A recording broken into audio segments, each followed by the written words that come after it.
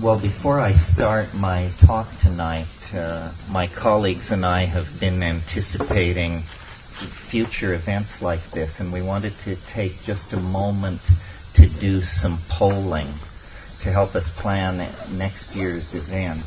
And so taking you as a representative of people who attend these things, it would be very helpful to us if you respond. How many of you would have difficulty coming to this event in the light of the Y to K problem? The what? How many? All of us. The what? Well, no, I don't see all of you. I don't see all of you. In January?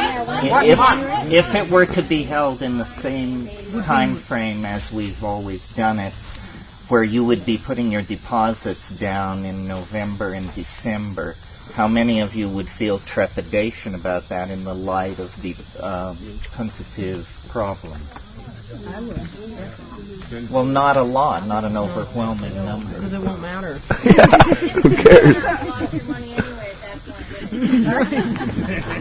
Well, see, this is not a discussion of whether Y to K is real. What is real is that the all Monica all the time mentality is going to shove it down your throat up until the moment that you find out whether or not it's real. So that is the problem for people planning events like this. Okay, thank you for cooperating.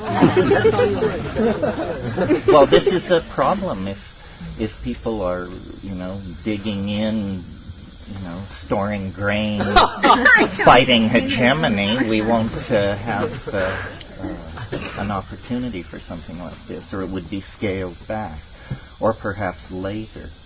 My own take on Y to K is that as you approach large objects in cyberspace, they get smaller, and that by July this will be fading fast, and by December it will be incredibly old news.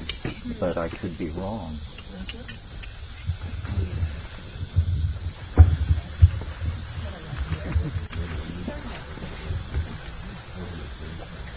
Terence, I would suggest that later in January we check in. Ease everybody's conscience, because any plane issues will be taken care of in the first 2 weeks probably. Yeah, we're thinking that a little bit later is better, even mid-February. Anyway, we'll keep you apprised of all this. Well, so then let me turn to the main event. I've got a snoot full of tequila and a messianic mission, pawing the ground to talk to you as usual.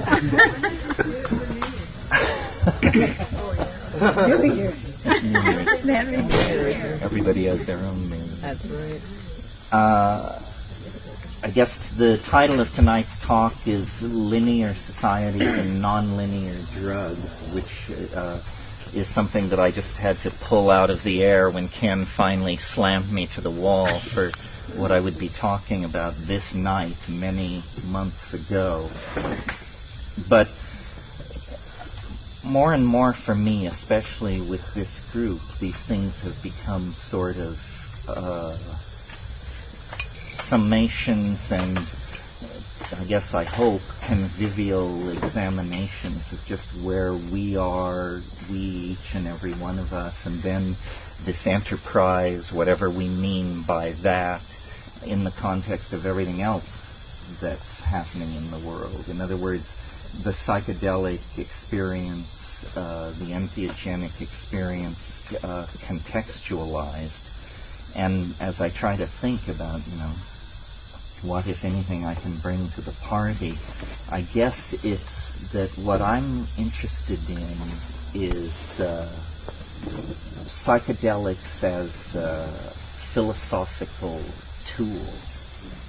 And when I concretized that for myself, I realized there's no claims on that part of discourse. No one wants to do this. Academic philosophy is done in a very formal manner, and the most exciting is incredibly stuffy. And yet, I, like most of you, I assume, have taken on board in my life this thing called the psychedelic experience, which is then as large a portion of my being as my sexuality, my politics, my education. It shapes everything. And yet nowhere in the world of philosophical discourse is there any genuflection, at least overtly, made to this. I mean, maybe not since Plato, who talked about shadows on the wall of a cave and so forth and so on. Well, so what can psychedelics and the psychedelic experience bring to philosophy? And what do I mean by philosophy? By philosophy, I mean the enterprise of discursive thinking, trying to understand what the world is and who's asking the question. You know, where did the world come from? Where is it bound? And who's along for the ride? And it seems to me that we, as a community, have, this is sort of hard to wrap your mind around, at least for me, but we have, in a sense, inculcated into ourselves the image of an underclass, so that we struggle for legal toleration of our practices and our habits, but we don't struggle for intellectual legitimation of our visions. We accept that they are somehow contextually marginal. And as I thought about that, I realized that that is a limitation on the community, that the information which is coming from the psychedelic experience as interpreted by Western people is primary evidence for the need for a major paradigm shift in the whole way the Western mentality does business. Well, what kind of evidence and what kind of shift? Well, there's a lot of talk in our community, and there has been for many, many years, about shamanism. And when we seek to legitimize ourselves through a historical argument, we reach back to shamanism and we say we're part of something which is 100,000 years old and worldwide and touched the spirit long before the shadow of the cross fell over Jerusalem, and so forth and so on. All true.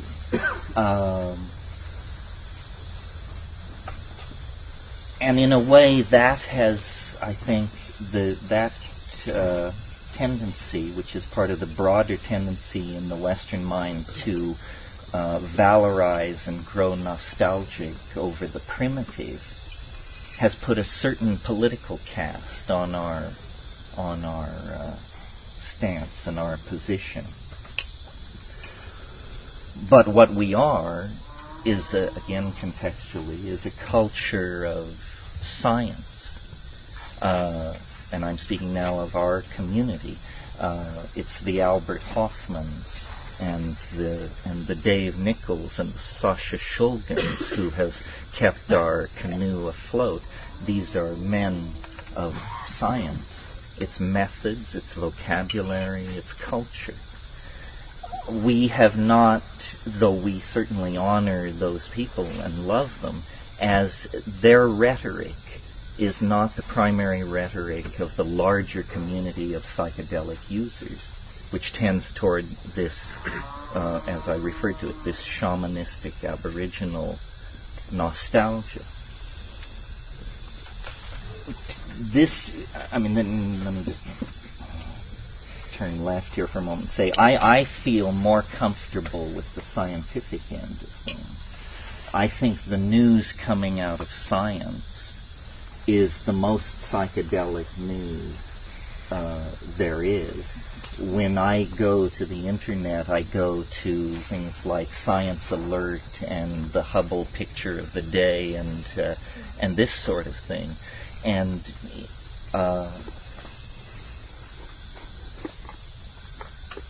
our community as a whole, I think, is not involved enough in incorporating the vistas. If, while we struggle to legalize psychedelics, psychedelic thinking is everywhere triumphant, because the instruments built by linear science throw open doorways on the unimaginable. And the most revered and hoary hefes of the scientific establishment have to genuflect before this stuff. I mean, what am I talking about? Well, for example, Science magazine wrote last week that the most important scientific breakthrough of 1998 was the apparent observation and agreement upon that observation by the astrophysical community of a cosmological constant. This sounds like very deep physics, but if I give it to you as a headline, what it means is the entire universe, every atom and every empty space of it, is ruled by a very weird force that has now been seriously known to science for precisely 5 months. A force which is apparently going to overcome gravity's tendency to collapse the universe and to cause it to expand in a very explosive and counterintuitive and psychedelic fashion that is the complete confoundment of the core science that Western linear thinking has built. And of course there weren't riots in the streets and the electricity didn't fail, but at the very pinnacles of the antenna of the evolving civilization, there was a shudder felt in the force, you may be sure.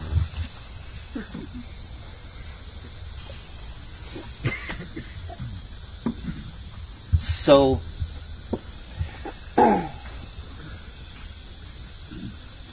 there are two much larger forces than our community that are in play in terms of shaping the cultural modality. And I would call them, what would I call them? Well, I would call one of them science. It's the other one that I'm having trouble with.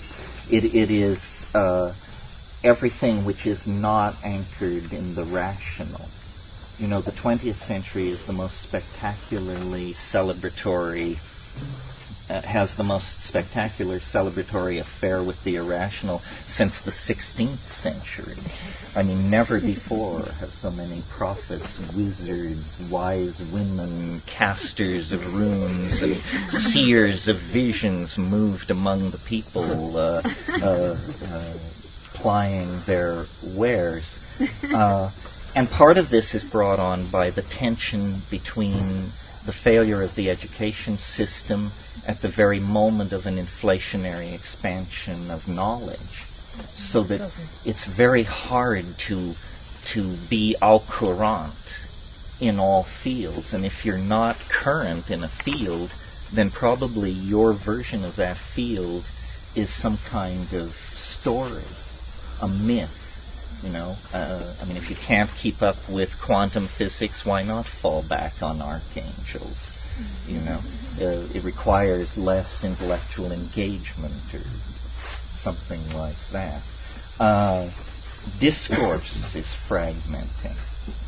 Fields of discourse are evolving vocabularies so rapidly that the understanding of these vocabularies is not penetrating very far beyond the core group of workers.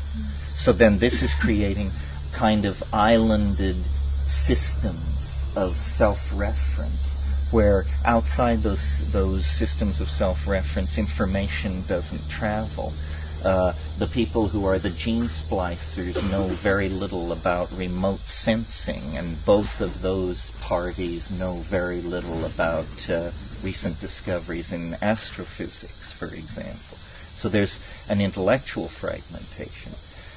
I live in Hawaii and in a forest in fairly remote conditions, and so I entertain all this in my mind all the time and try to, my faith, and I assume it's the psychedelic faith, although we've had some fairly existential characters in our ranks over the years.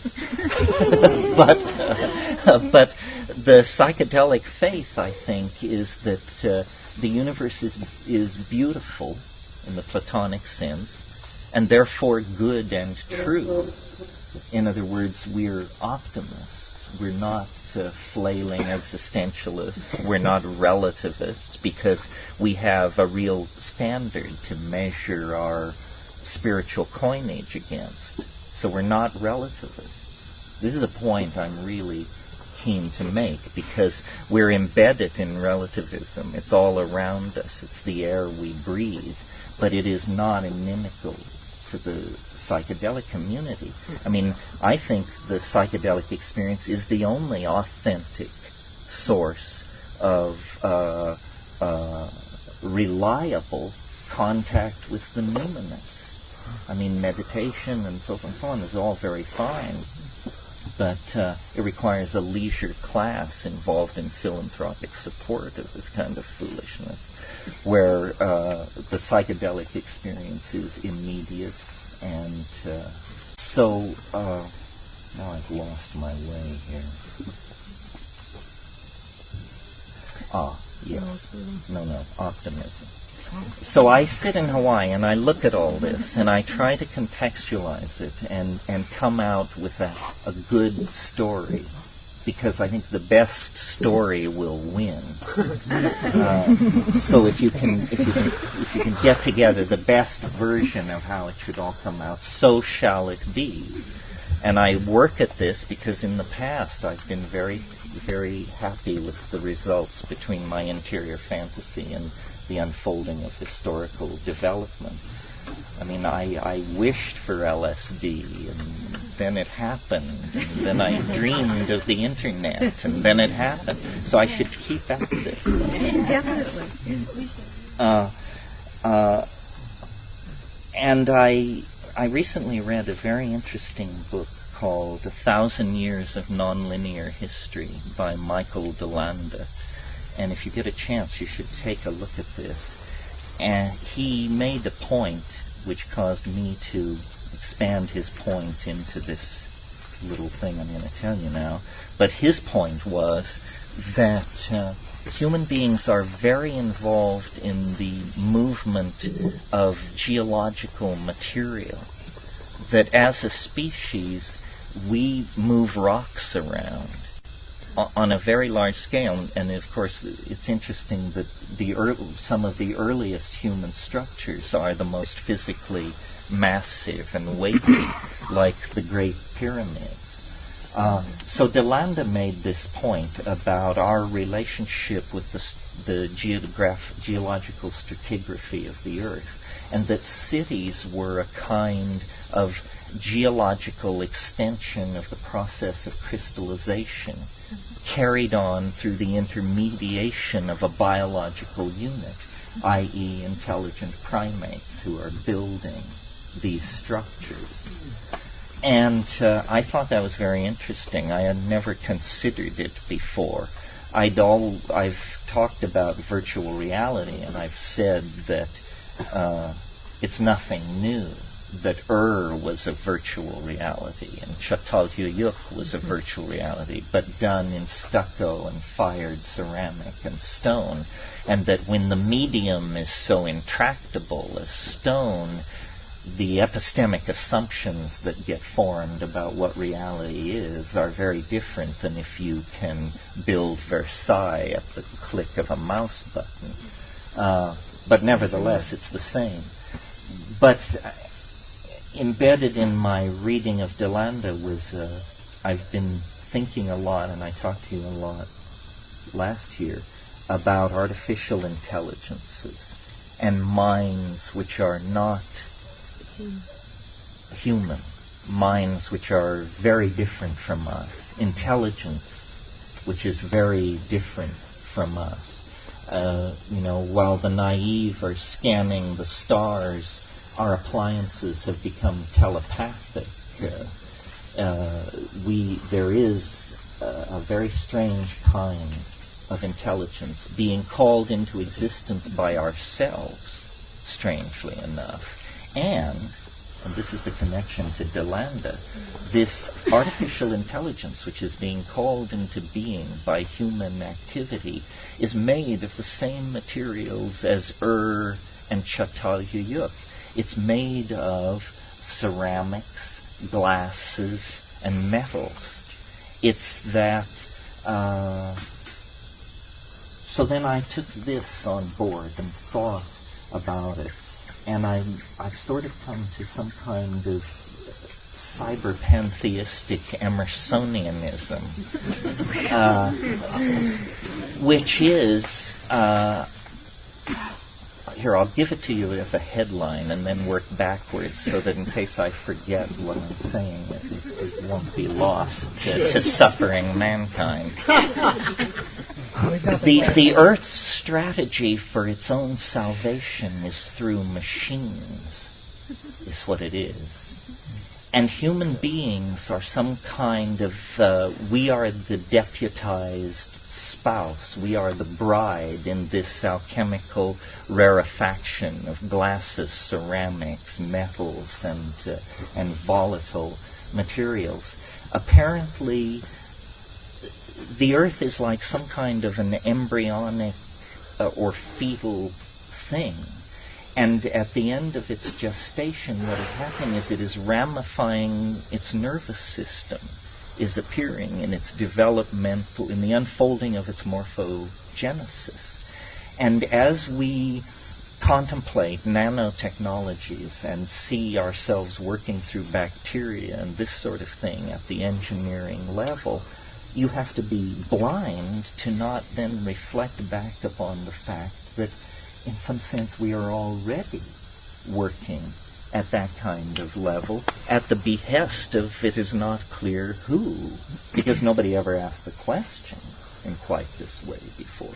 The answer to who, I think, is the Earth. And that what lies ahead at the end of the linear tunnel of Western subjectivist, positivist, structuralist assumptions that we've been operating, when we hit the end of the tunnel and burst out into the larger mental space of cosmic evolution, what we are going to find is that we are partners, actors in a cosmic drama that involves the Earth at one polarity and machines at the other polarity as the expression of the will of the Earth toward a kind of self-reflective transcendence that is achieved through machine-human biotic symbiosis.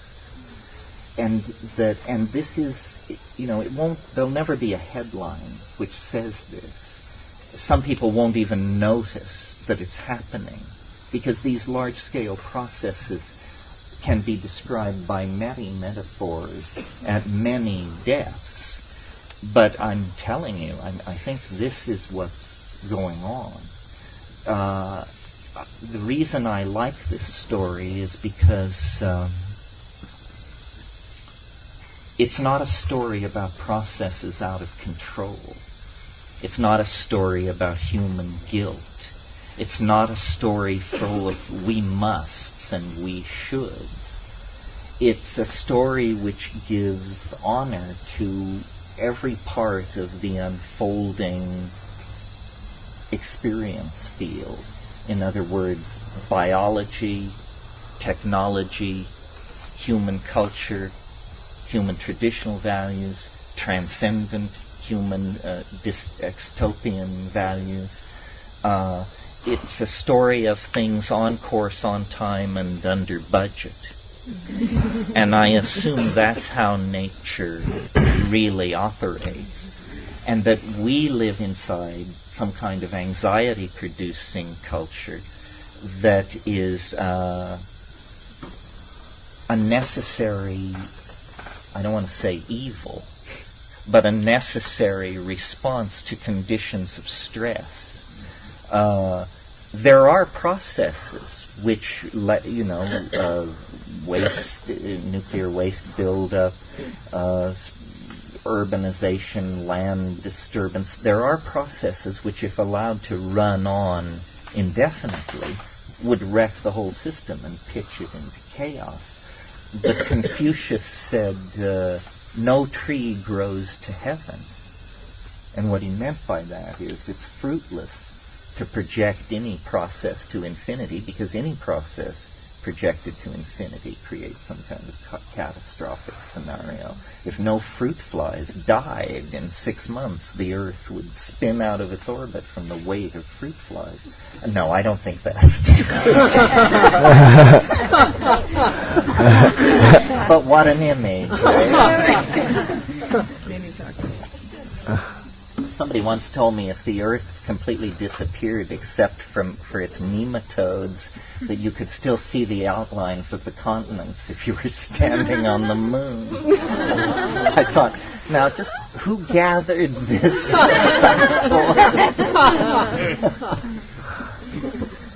So then, to bring this back around a little, where is the psychedelic experience in all of this? Well, it used to be called, or at one phase it was called, consciousness expansion. And consciousness expansion in human beings is going to become an absolute necessity. Mm-hmm. Because we are summoning out of the woodwork of cybernetic technology machines that are going to require super intelligent humans to direct and have discourse with them. This is happening. It is already happening. I mean, the internet is this. I mean, it doesn't tap you on the shoulder and remind you to brush your teeth, but it is, a partner in the understanding of the world that is genie-like. That's the image I have when I sit down to it.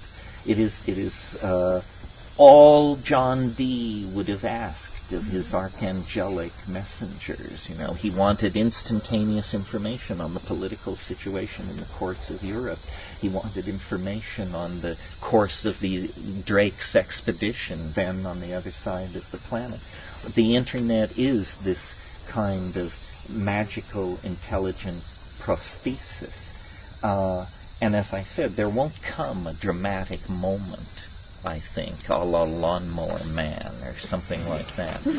These things are much more seeping.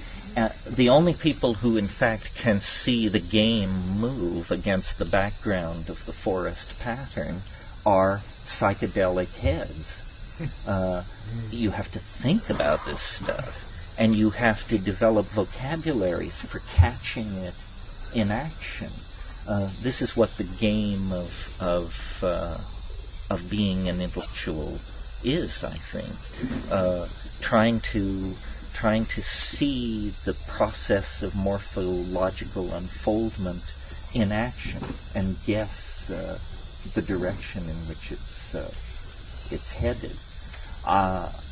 Because it's inevitably headed toward greater density of information at greater speeds, higher level integrative metaphors, visually rather than textually displayed, transformation of such graphic and glyphic elements over time, it becomes more and more like the interface of a computer, more and more like some kind of machine environment. I mean, we have thought for, I assume, at least 100,000 years, maybe much longer.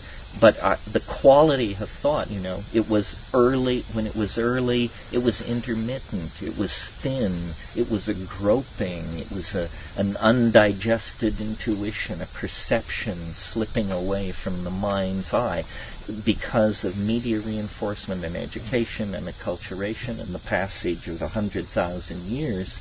The voice of the mind, the logos, has grown stronger, but now it takes an exponential leap forward into visualization, into manifestation through this information processing prosthesis that integrates us all. And, I can imagine a future not very far away where the individual, the expression of the individual is lowered, is more muted.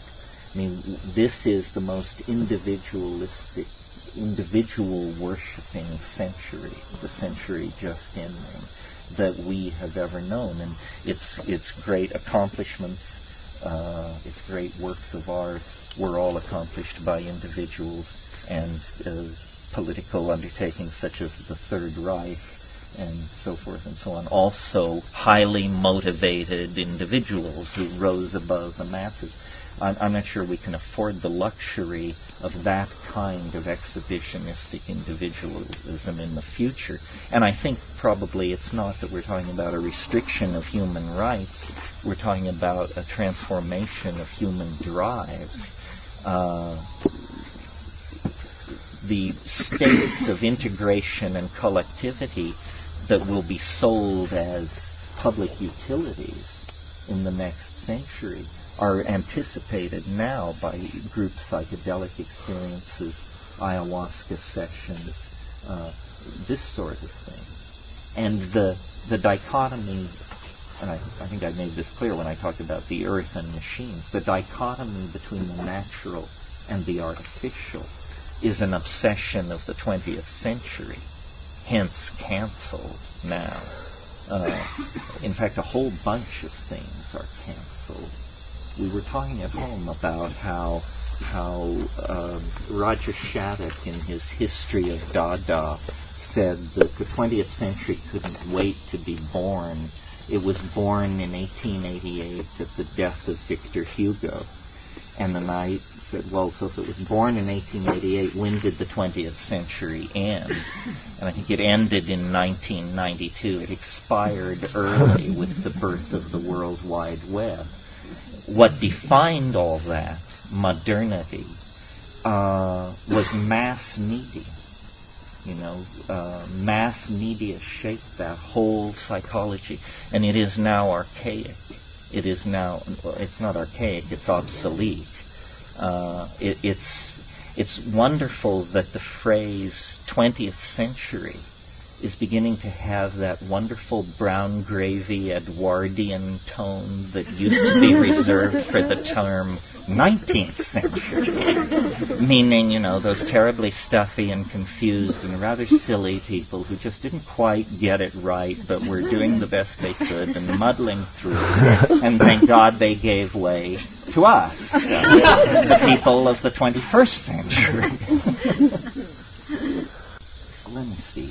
Is there a flashlight? I have a page full of notes. I needn't be so... if there's anything here that wasn't touched on.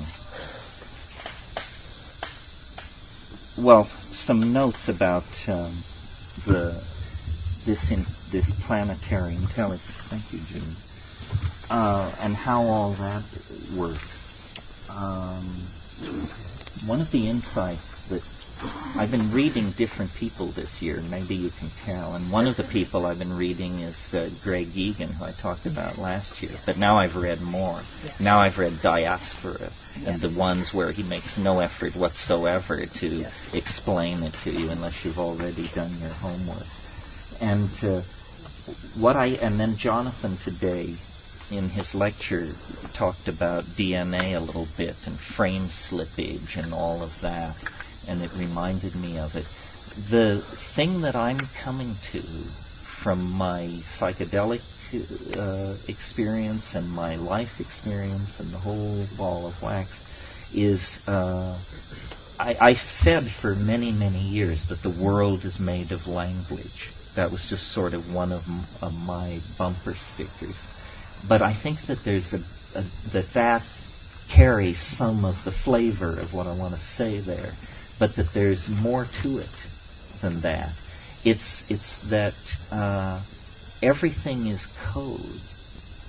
Everything is code in the sense that hackers mean when they say they write code.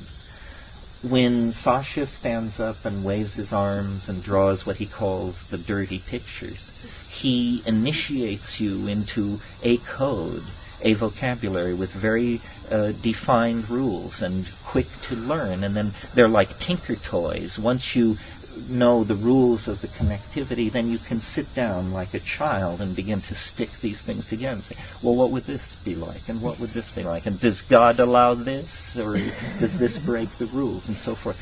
The DNA is like that. Human language is like that. Human body language is like that. Machines communicate like this. In fact, this is a bridge which connects us. This is the great overarching bridge which will connect us to the machines, that they, like us, are commanded by language. And so this realization that everything is code, and code moving on many levels, is, I think, a further... It's more primary than the perception, for example, that things are made of space, time, matter, and energy. That's one level below code. The code codes for space, time, matter, and energy. It's much more like we're in a simulacrum, some kind of machine environment. And in fact, I like that idea because I've always sensed, and psychedelics have always intensified this intuition in me, that the universe is a puzzle. Life is a problem to be solved. It's a conundrum.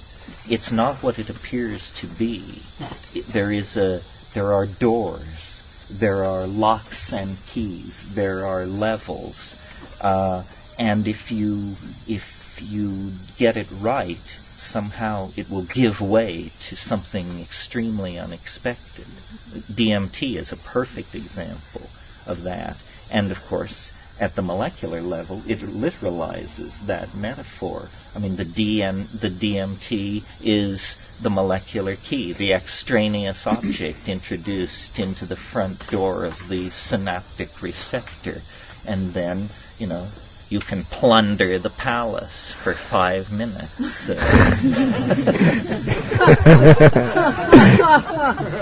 Well, if the world is code, then it can be hacked. In other words, it needn't stand still in quite the same way that it stands still in your mind if you believe in something called the laws of physics. It permits magic because it says behind the laws of physics is a deeper level, and if you can reach that deeper level, you can make changes there. And this leads on to something that I wanted to say about an earlier theme, where I was talking about the legitimation of the community's intuitions. Something that we always kick around at these things, or I always bring it up in some form, is where do the hallucinations come from? We arrived late last night after a 24-hour trip from Hawaii that was just hell, or as much hell as modern airlines can legally inflict upon it. and got stoned, and then we were laying there, and it always happens when you're cut off from cannabis for long periods like that. That you return to it, it's 10 times as strong, and the hallucinations were exquisite. And, I've been looking at hallucinations now for 30-some years. And I looked at these last night, and I thought, if someone would ask me what were they like, what would I have to say? And I had said, indescribable. Indescribable. And I looked, and I could look to my heart's content, and they were indescribable. So we always come around to this question, where do the hallucinations come from? And I suppose the unconscious reductionists among us, and I don't mean that they're unconscious, I mean that they unconsciously use reductionism, probably assume that it's some kind of like iteration thing, that bits and pieces of everything you've ever seen are rolling in some kind of neurological kaleidoscope that can run forever and just produce this endless download of drifting imagery. But there's a problem with that, because this stuff is too coherent, it means too much, it's too emotionally charged. Well, we have never really rallied as a group to try and locate in our combined opinions the one or several sources of these images. And I think that and I talked a bit about this last year, but I think this is legitimate perception of thoughts, places, things, times, and objects that either have existed somewhere in the universe, or do exist, or have existed in the minds of beings somewhere, sometime in the universe. In other words, that we have to begin to take seriously the consequences of generalizations like quantum connectivity. In other words, it's one thing to bask in the light of the overarching metaphor, which says everything is connected to everything else. It's quite another thing to say, and so then what are the consequences for me of this? And the answer seems to me to be that the imagination, the inside of our heads, really is the most vast frontier imaginable. And we must leave it for future generations, or maybe not generations, but future evolutionary biologists to figure out why an animal nervous system would evolve a propensity for accessing Bell non-local data. In other words, quantum mechanically accessible data at a different level of the physics of things. There must be a reason. And in the same way that the problem of speciation posed a problem for 19th century biology, this can pose a problem to our thinking without it sinking our intellectual enterprise. It is for some more sophisticated future group of thinkers to understand why this is so. What we have to grapple with is that it is so. That it is so. That you have the Hubble telescope inside of you.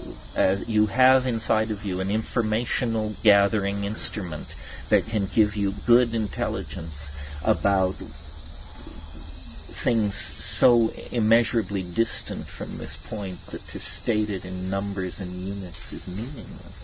It's just elsewhere, the elsewhere of the absolute infinity of the plenum of imagination in which apparently beings rise and fall like plankton in the sea. And of course the psychedelics are the naturally evolved nanomachinery of the Gaian matrix that knits together this cosmic ecology, this system of living relationships. I'm not impatient with the idea of extraterrestrial life or intelligence, just its pop regurgitation. But I think probably planets like the Earth are alive and conscious, and they use the technologies that the species native to them evolve to cast images out into the larger universe, that the dialogue among cosmic minds is a dialogue among entire planetary ecosystems. It can't be trivialized into some take me to your leader scenario. Still less can it validate the unscheduled visit of pro bono proctologists from nearby star systems. You have to get a grip. Well, so let's see. What if there's anything else here? Can I have the light? No, I'm fine. Oh, I know. One other thought that in assessing this year in science, I talked about omega, the cosmological constant. And that is really incredible. In fact, let me do a personal breast-beating thing and point out to you that this thing that they have come upon, omega, the cosmological constant, this absolutely, 50 years ago or so, Einstein called it the biggest blunder I ever made, because he played with the necessity of this thing to keep the universe from falling in on itself, and then he decided it was an unnecessary construct and that it led to such weird conclusions that it had to be gotten rid of.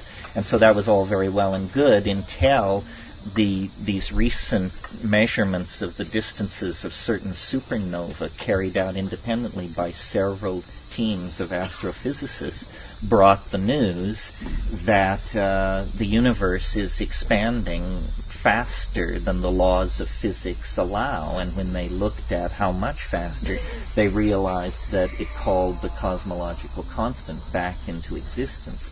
Well, but here there are a couple of things about this cosmological constant that are very counterintuitive.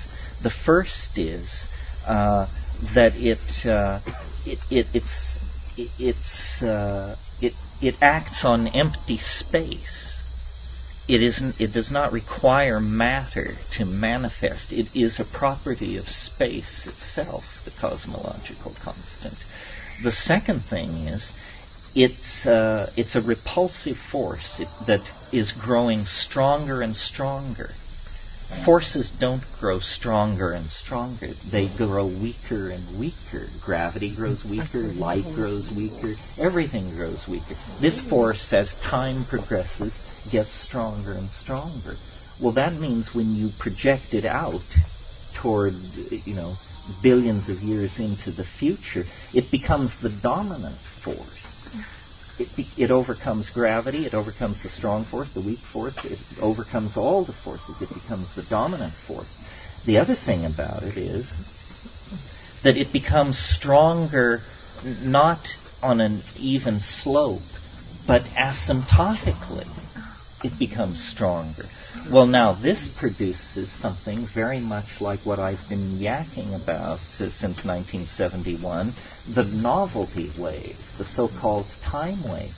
It too grows stronger and stronger through time, and it too has this kind of built-in asymptotic acceleration where it experiences a kind of inflationary expansion in power.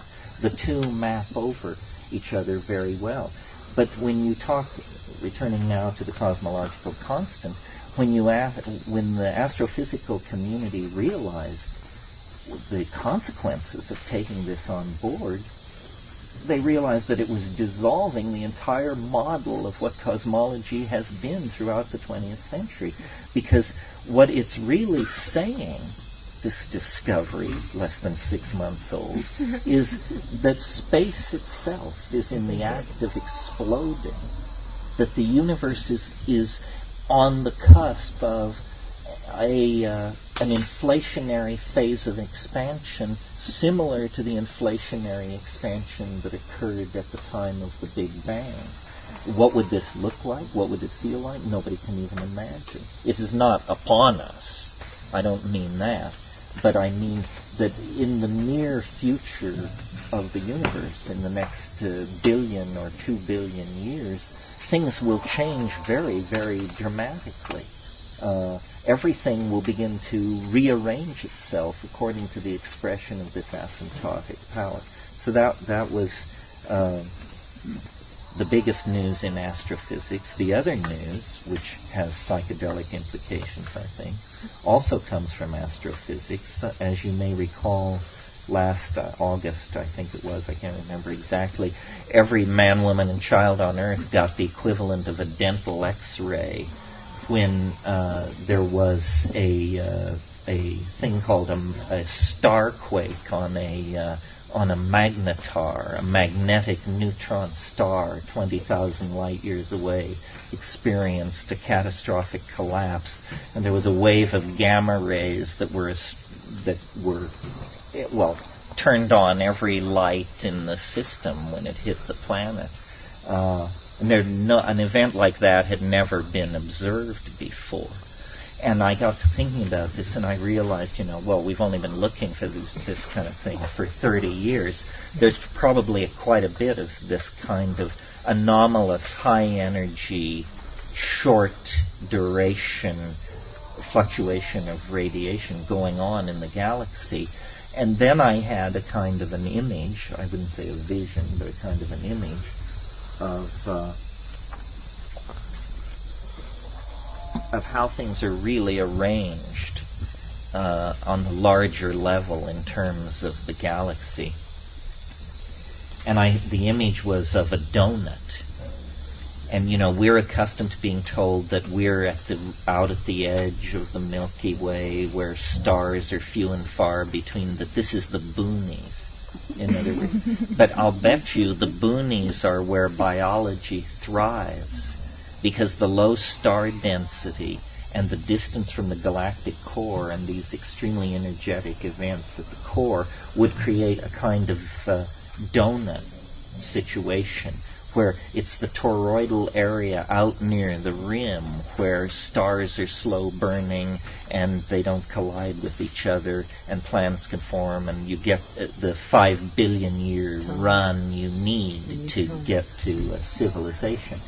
But a rule of biology and strategy and everything, and religious practice as far as that's concerned, is seek the light. Well, the light is at the core. And so then I saw, maybe the true seeking of the light requires biology to go into partnership with something beyond biology, because the environment at the core is so energetic. And I'm not suggesting the actual core. That's beyond contemplation. That's a black hole. No technology imaginable can get even near the event horizon of an object like that. But I mean in the vicinity of the galactic core, where the star density is 200 to 300 times greater than it is in our vicinity. Those kinds of environments are so fraught with peril for biology that probably downloading ourselves into machine symbiotes of some sort is the only way to go to those places. In one of Greg Egan's novels, he pictures a human future where this is one option. You can fuse yourself with a starship and set out to check out the neighborhood. Or you can join the Amish and till rye in Pennsylvania. Actually, I think you can't do that because something's happened to the Earth. But some Hamish possibility is still available. Well, this is not like the sort of thing the other faculty members will be talking to you about, which is an intense and primarily important download of the homework, the chemistry, the botany, the behavioral impact, the archaeology, the ethnography of these substances. I ask myself all the time, how are we different from other people? Are we morally superior? Are we smarter? Are we richer? Are we kinder to the people we meet? And actually, the longer I look, the less I can tell. There are extraordinary examples of all of these things in and outside of our community, and extraordinary nudniks and jerks inside and outside our community.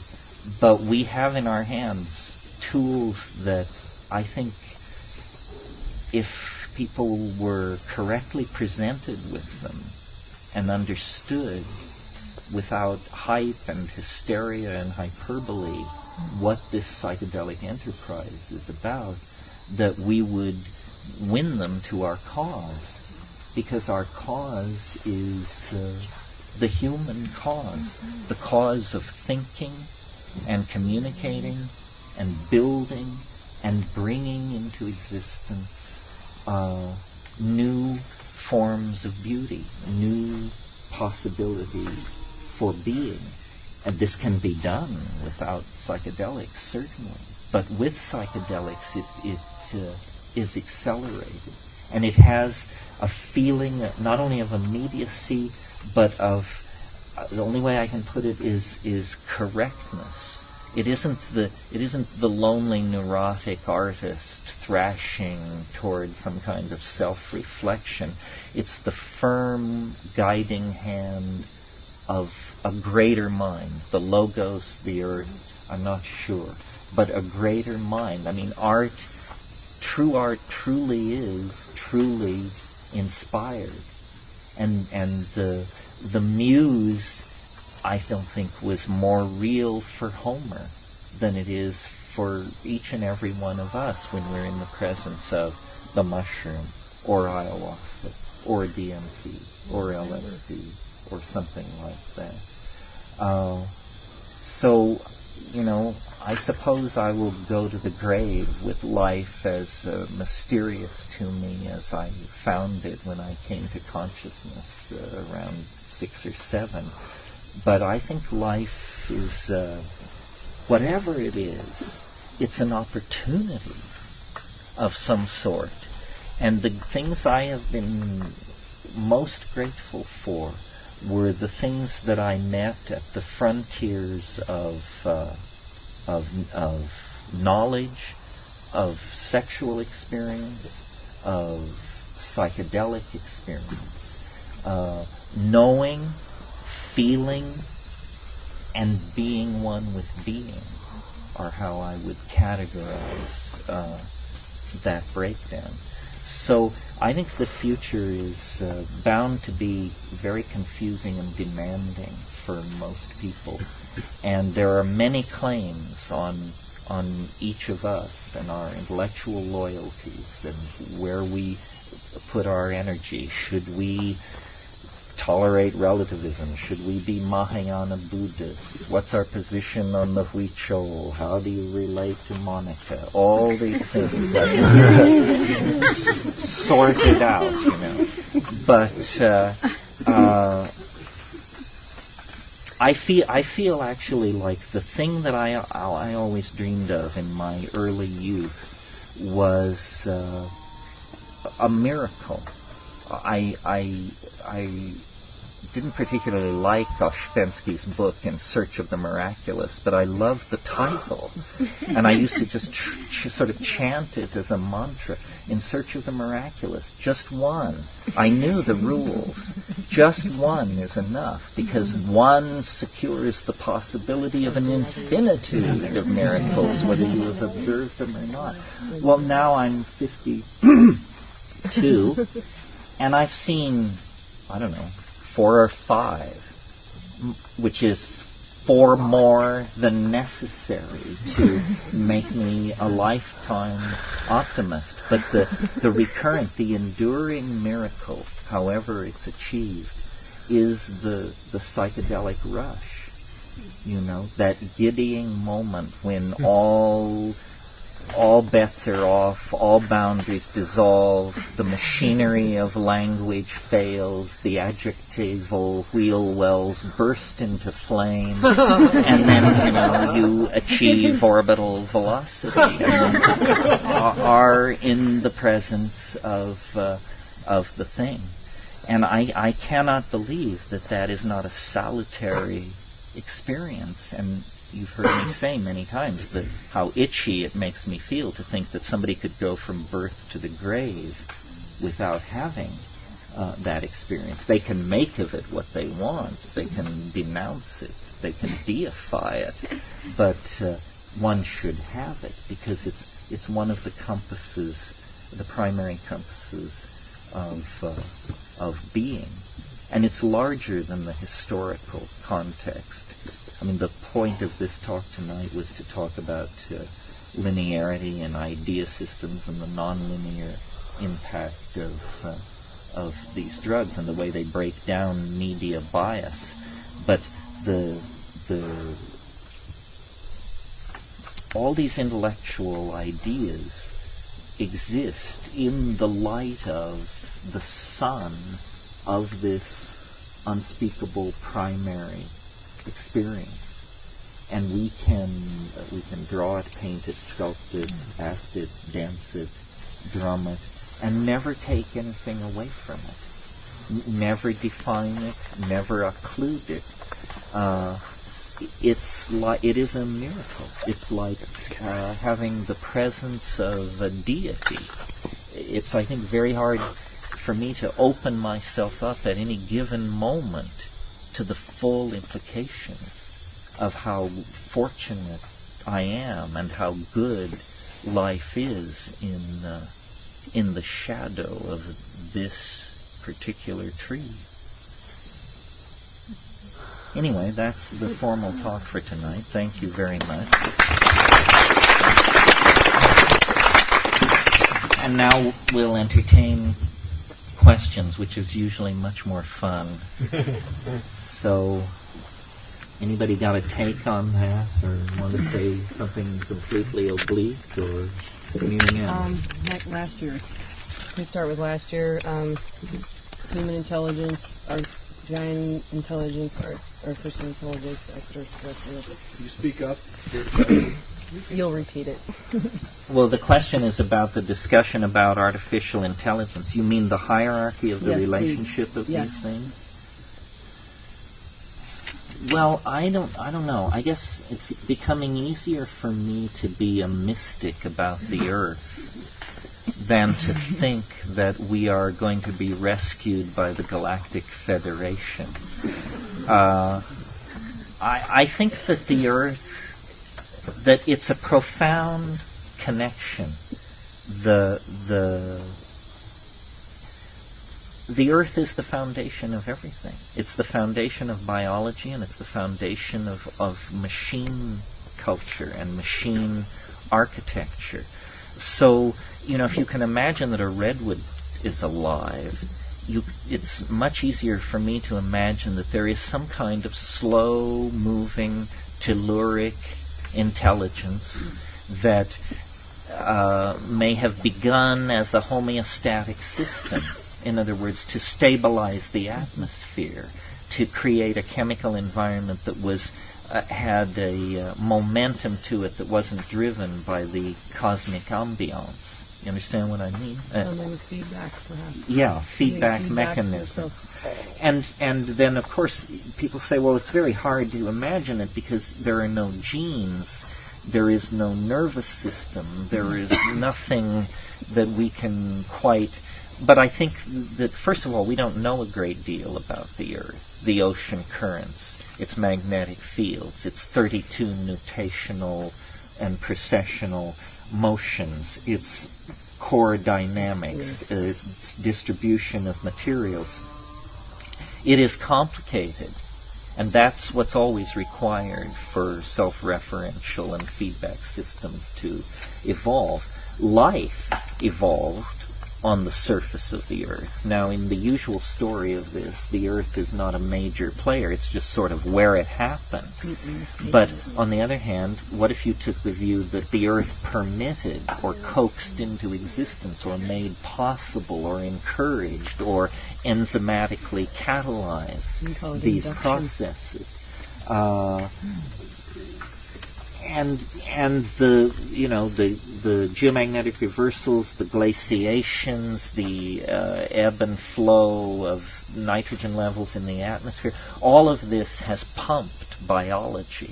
And it's always been presented as, well, the cosmic environment is unpredictable, and so you get fluctuations introduced from the outside by random factors, asteroidal impacts, so forth and so on.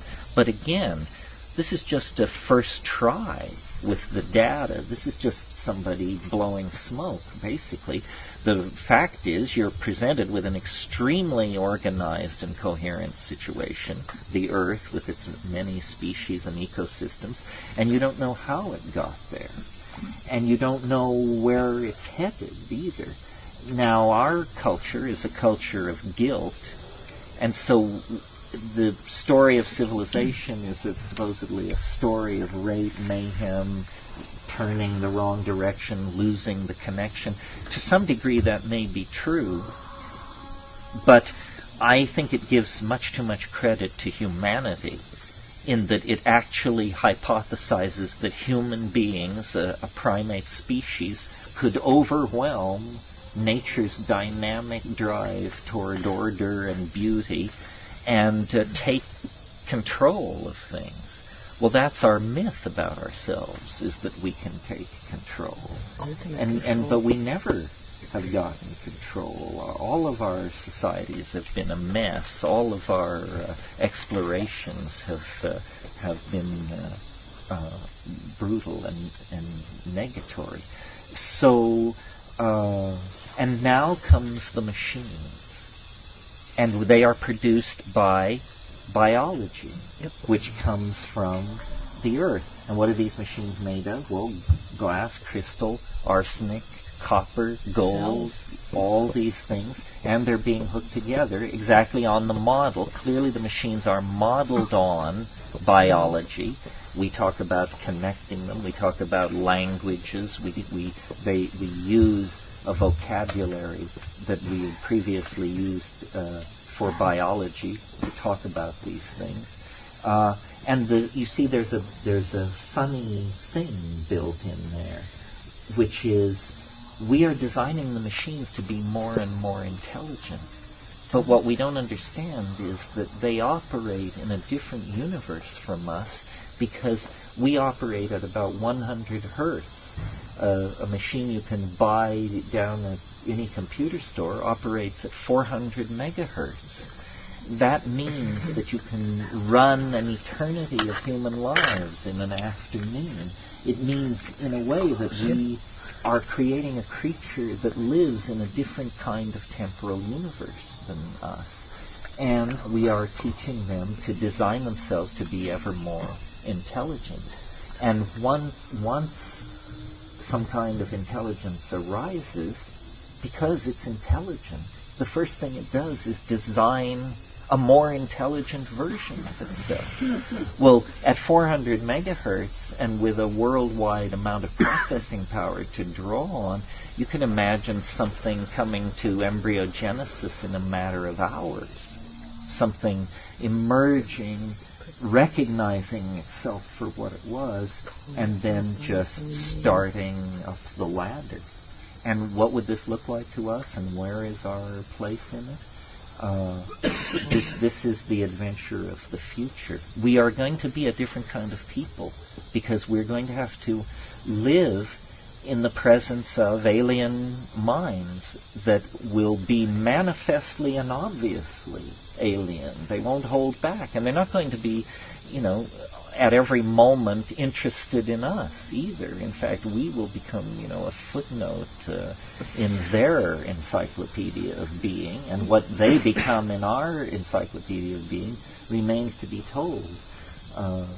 But this is all happening, and it's it's just a matter of the coalescence of technology and language before more and more people recognize it. As I say, there isn't a speed bump. There isn't a dramatic moment where everybody gets it. But when you talk to the people who actually work in these fields, they know, that this is the Faustian enterprise of all time. That this is the handing over of the destiny of the planet to the companion mind that our history and our science and our souls caused us to summon into being. It's pretty interesting. Yeah, something else. Anything.